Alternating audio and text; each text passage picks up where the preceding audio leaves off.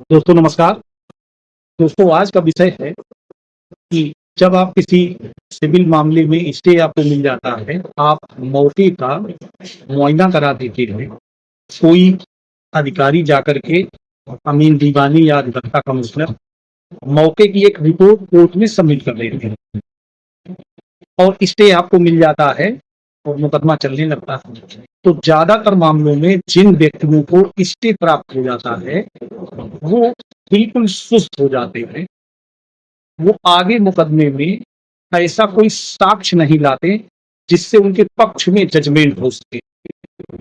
मैं उदाहरण देके समझाना चाहता हूँ। जब भी कोई कमीशन रिपोर्ट या अमीन रिपोर्ट पत्राबली पर आती है, अमीन रिपोर्ट का मतलब है जैसे आपका मकान है, आप उस मकान के लिए एक मुकदमा लाते हैं कि फला फला को रोक दिया जाए कि हमारे मकान में ना तो हमारी कब्जा व दखल में कोई हस्तक्षेप करे और ना ही हमें बेदखल करे या प्रत्यक्ष या अप्रत्यक्ष रूप से कोई हस्तक्षेप न करे। अब आपका मकान है, माने जो विवादित संपत्ति है वो मकान है। वो मकान आप अपना दावा कर रहे हैं कि हमारा मकान, वो गांव से संबंधित है। ऑनरशिप का कोई रिकॉर्ड आपके पास नहीं है। हो सकता है बिजली का बिल भी ना हो, यद्यपि बिजली का बिल ऑनरशिप का रिकॉर्ड नहीं हो। कब्जे का एक प्रमाण होता है कि यहाँ पर आपका पोजीशन है। अब उस ऑनरशिप का रिकॉर्ड लाने के लिए और उस रिपोर्ट के आधार पर आपको एक स्टे मिल गया। कोर्ट ने प्राइमा फेसाई देखा कि आप पोजीशन में हैं, सुविधा का संतुलन आपके पक्ष में है और आपको एक स्टे दे दिया। अब स्टे प्राप्त होने के बाद आपको लगता है कि अब हम मुकदमा जीत गए हैं, अब हमें कुछ नहीं करना है। तो ये दोस्तों आपकी सबसे बड़ी भूल है। आपको स्टे मिलने के बाद अपना दावा साबित करना है और वो कमीशन रिपोर्ट होती है, कोर्ट जब उसे कंफर्म करता है तो वो साक्ष्य के अधीन संपुष्ट की जाती है। माने जैसा पत्रावली में साक्ष्य आएगा, अभी जो आपने कागज दाखिल किए वो साक्ष्य नहीं है। वो साक्ष्य तब होगा जब उसको आप अपने गवाहों के माध्यम से साबित करेंगे, साबित हो जाएगा। या कोई डॉक्यूमेंट्री एविडेंस है, डॉक्यूमेंट्री साक्ष्य है। डॉक्यूमेंट्री साक्ष्य का मतलब है आपका मकान है जिसका कोई बैनामा है, रजिस्ट्री जिसको कहते हैं, और उस रजिस्ट्री की मूल प्रति, ओरिजिनल कॉपी आपने दाखिल कर दी है तो उसको साबित करने की जरूरत नहीं, वो तो खुद है साबित है। तब तक जब तक विपक्षी या विरोधी पक्षकार उस पर कोई आक्षेप न लगा। अगर वो कहता है कि साहब ये रजिस्ट्री फर्जी है, इसमें जो हस्ताक्षर हैं वो फर्जी हैं, जिस व्यक्ति ने की है वो व्यक्ति फर्जी है, तो आप ये मानो कि जैसे ही उसको फर्जी होने के लिए उधर से WS आता है तो आपको उसके असली होने का साक्ष्य देना है। और अगर आप उसको साक्ष्य द्वारा असली साबित नहीं करते हैं तो ये भविष्य में आपको दिक्कत देगा। जब आपका जजमेंट होगा, हमने कई मुकदमे देखे हैं जिनमें लोगों ने डॉक्यूमेंट दाखिल किए। अब डॉक्यूमेंट कैसे दाखिल किए? जैसे मान लीजिए आपके पास मूल बैनामा घर पर रखा हुआ, आपने नहीं दाखिल किया और मूल बैनामे के स्थान पर आपने कोई फोटो कॉपी दाखिल कर दी या सर्टिफाइड कॉपी दाखिल कर दी और ये कोई कारण नहीं बताया कि हम मूल बैनामा क्यों दाखिल नहीं कर रहे हैं, उसको घर पर आप सजाए रखे हुए, कोर्ट में मामला चल रहा है। तो ऐसी कंडीशन में आपका वाद निश्चित खारिज हो जाएगा। बहुत सारे मुकदमे हैं जो हमने स्वयं देखे। पता चला आपने किसी प्रधान का एक लेटर लगा दिया है, जो प्रधान ये कह रहे हैं कि प्रमाणित किया जाता है कि so and so, son of so and so, residence so and so, हमारे गांव में इतने वर्षों से रह रहे हैं, मैं इनको भली बात जानता हूँ, पहचानता हूँ और ये मकान इनके पिताजी से इन्हें उत्तराधिकार में प्राप्त हुआ है और इसमें ये जन्म से रह रहे हैं, ये लिख दिया और वो कागज ओरिजिनल आपका लग।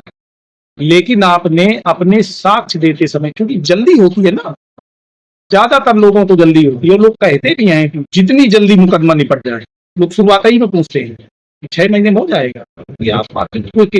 यद्यपि क्विक एक्शन अच्छी बात, हम भी चाहते हैं कि मुकदमा 2 दिन में ही निपट जाए।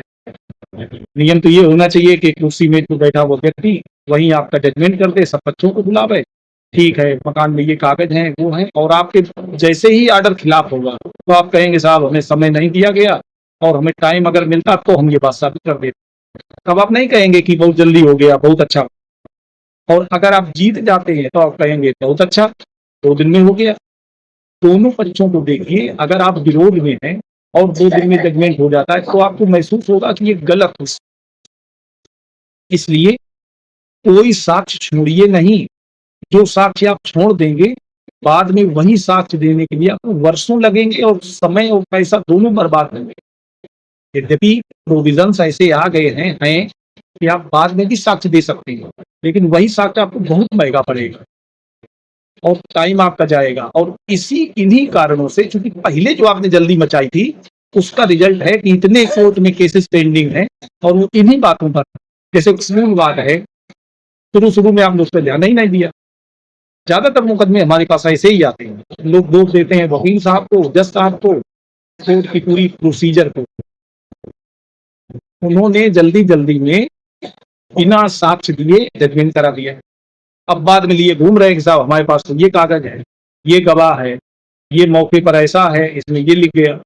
ये पहले भी देखना चाहिए था। आपके वकील साहब ने बताया जरूर होगा, आपने जल्दी की होगी, नहीं बस हो गया, इतना पर्याप्त है। क्योंकि ज्यादातर लोग अपने को ही समझते हैं कि हम कानून के जानकार हैं। ये बात सही है, समझना चाहिए।